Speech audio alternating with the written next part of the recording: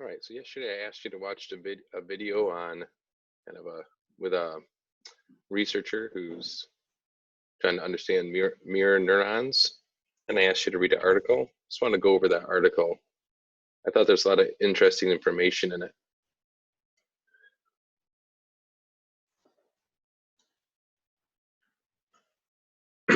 First of all, let's do a little check to see if your mirror neurons are working. You see a spider, picture of a spider crawling on someone's face. Does that give you the heebie-jeebies? Maybe. Because the way mirror neurons work is you can imagine and feel what it's like to have a spider crawl on your face, and then you get your mirror neurons firing. Just checking to see if they're working. Okay, we'll go to the article. Okay, so this started out, they have these monkeys' wires implanted in a region in their brain involving planning and carrying out movements, and it tells you when the motor neurons would fire, they could actually hear the neurons firing in this brip sound. And one day the guy comes in with a ice cream cone, the monkey looks at him, and then the monkey's not moving, but boom, those motor neurons are firing. And isn't this amazing? This is how a lot of research happens. They're not studying, hey, I wonder if there's these special neurons inside of a monkey's brain where if it sees you do something, it automatically, those neurons are firing as if the monkey's doing it. Well, no, this is how discovery happens. They were researching other things. And so they saw something with peanuts, it says here. And when a monkey watched humans or another monkey bring peanuts to their mouths, it's as the neurons work as if the monkey is doing it to itself. And they did this with other objects as well. And so in the human case, we have a multiple mirror neuron system. And I'll just turn my highlighter on here just in case I want to use it.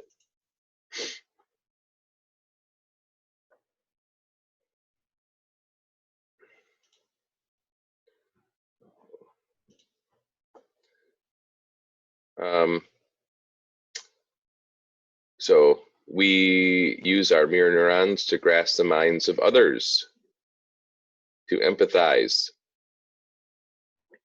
Right, so things I found useful. First of all, one of the things as I was reading this article, I started thinking about the article that we discussed in class in chapter 3 on cognition and emotion.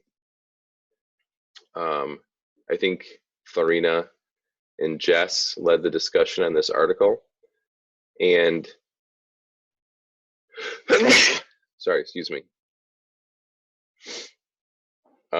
What we found was, okay, so if they pumped you full of adrenaline, but didn't tell you, and they put you in a room with someone who is angry, you would get angry. And they said that's because your mind wants to have a reason for why your adrenaline's elevated in your body, because you didn't know that you had this drug in you. And so you explain, anger. But I think now reading this article, I think mirror neurons play a part in that. You see someone who's angry, your mirror neurons are like empathizing with that anger, and you already have elevated adrenaline. So it's combination, right? You got the adrenaline going, you don't know that. You see someone who's angry, and you're like, yeah, I'm angry too. Or when they saw someone who was happy, and their adrenaline was elevated, they didn't know it. Their mirror neurons see someone's happy, they empathize with being happy. So I think there's two components there that were going on. Maybe you thought of that too when you were reading it. So it says, like, another thing it talks about in here is how when we watch sports, so maybe you think back to when the teachers were playing the juniors in basketball a few weeks ago, and it went to overtime, and just you could just feel in the gym, like if you were watching the game, the mirror neurons help you to engage emotionally as if you were playing. So maybe that helps you relate as well. And then here's a psychological reason why violence and pornography is such a big deal in our culture. So when you watch violence, like in a movie, it does affect you. Your mirror neurons are automatically engaging in that violence. And this is why pornography is so addictive, um, especially for men. And yeah, because pornography activates the mirror neurons in the brain. This is why, or I'm not gonna say this is why, but it's an insight. I think I was listening to a minister talk about the verse where Jesus says, if your eye offends you, pluck it out, in the context of pornography. And it makes sense in the mirror neuron context as well. On that same idea of the Bible and mirror neurons, how God created us, I think of the text in Romans 12, verse 15, where it says that we're to rejoice with those who rejoice and weep with those who weep. Well, God created a way in our brains to make us more able to do that, because when we see someone weeping, our mirror neurons are activated, and so we become sad as well. And so we can weep with those who weep. We can also rejoice with those who rejoice. When we see someone rejoicing, they're engaged to get married, or they just had a child, or whatever, they got accepted into the college they wanted to, or whatever, we can rejoice with those who rejoice, because God gave us mirror neurons so that we can enter into that rejoicing. So I think that's pretty amazing. And you've probably had it. You could probably think back to circumstances in your own life where you understand the truth of that. So this guy goes through what's going on in your brain and how your mirror neurons are working, and how you perceive, like you saw in that video where they had the two different tables set, and they said, okay, if you have a neat table set out for like dinner or brunch or something, and someone reaches for a glass, intuitively you're thinking, oh, they're going to reach for that glass and drink. However, if there's kind of a table that looks like someone's done eating and someone reaches for a glass, you're much more likely to think, oh, they're cleaning up the mess than they're going to be taking a drink.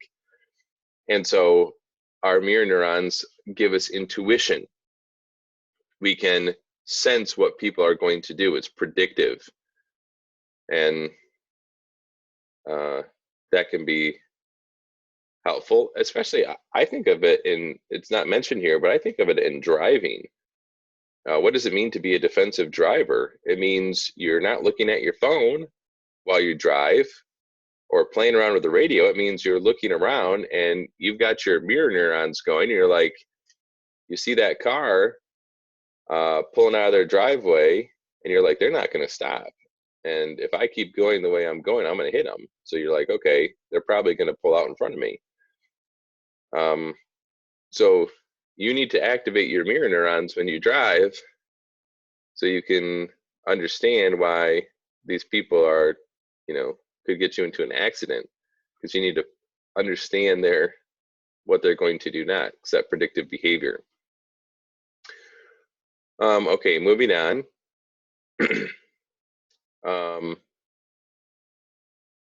So it just says humans here have a huge working memory, and our mirror neurons are far more sophisticated than a monkey, an ape, an elephant, dolphin, dog.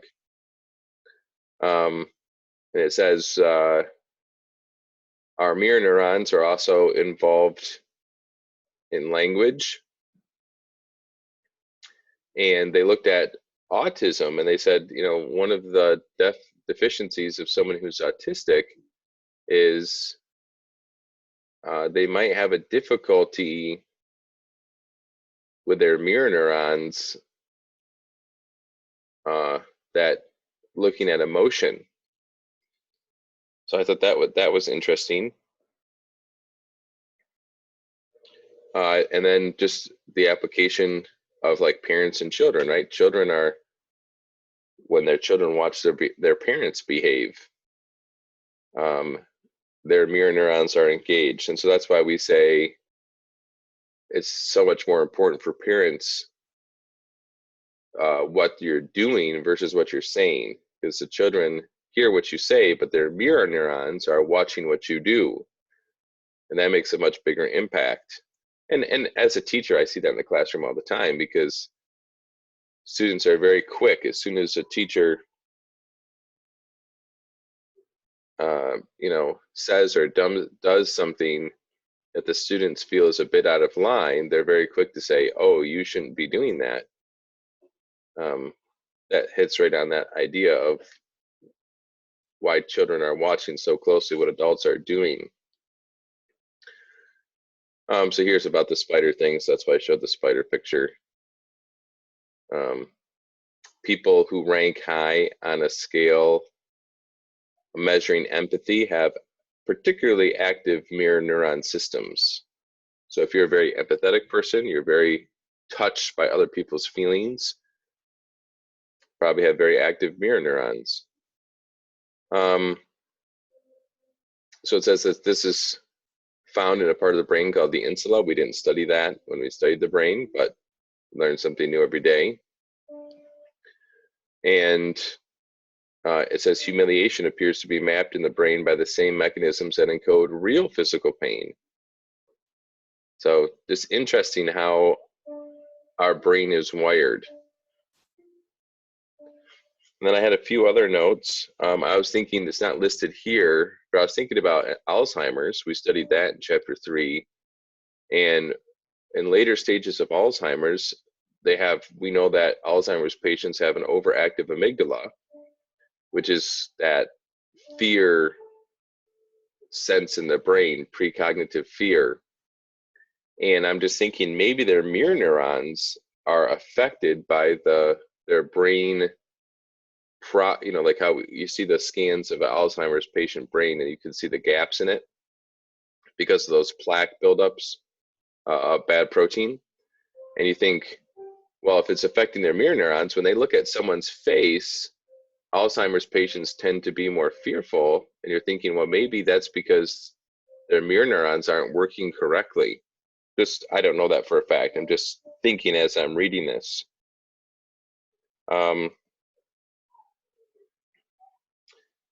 Then it mentions again about violence. I think we talked about that. Yeah. So, and then I noticed here at the end, it's talking about how people who watch their favorite sports on TV are hooked by mirror neuron activation. This is more powerful if you actually show up for the live event than if you're watching over television. And they say if you're watching a sport you've never played, like tennis, the mirror neurons involved in running, swaying, and swinging the arms will be activated even if you've never played. That's pretty remarkable. However, if you are someone who plays a lot of tennis, then your mirror system will be even more highly activated. So if you're a basketball player and you spent thousands of hours playing basketball and then you watch people play basketball, your mirror neurons are much more in tune to what's going on than someone who's never really played. So that's interesting as well. So hopefully hopefully you found this article to be as interesting as I found this article, learning about mirror neurons. One other note I had was athletes, it says, do a lot of mental practice because of the activation of their mirror neurons. So they're seeing it. So that's right here. Professional athletes and coaches who often use mental practice and imagery have exploited the brain's mirror properties. And hopefully you trace that back to chapter 1 when we talked about positive visualization, right? So you're seeing yourself go through the motions of doing something successfully. That's also tying into your mirror neuron system, which is pretty amazing. So there's a connection there back to positive visualization. All right, so hopefully you thoroughly enjoyed this article and watching the little video I had along with it as much as I did.